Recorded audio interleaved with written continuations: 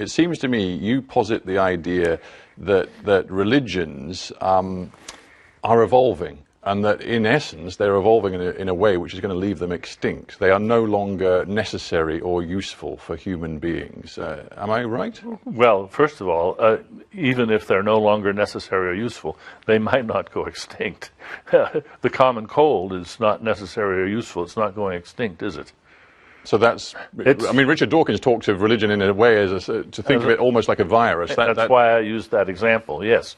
There are lots of symbionts, lots of parasites and viruses and bacteria that thrive on us and other species, and some of them are very useful to us. We couldn't live without them. The flora in our guts, for instance, couldn't digest our food without it.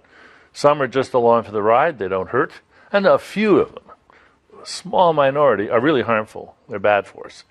But and in that sense, in the intellectual sense, in the ideas sense, religion is bad for us, and therefore we need a cure. Is that what you're saying? A cure? Yes, indeed. I think a lot of people are really afflicted by their religion, and I would love to see them cured. But again, to just apply the evolutionary test, obviously, if one goes back to the origins of us, of our species, there was no religion, and we developed religion over time. Yeah. Assuming that we developed it because it was useful to us. No, I'm not going to make that assumption. Why would it exist unless it were useful? For the same reason that tobacco exists and alcohol exists and recreational drugs exist.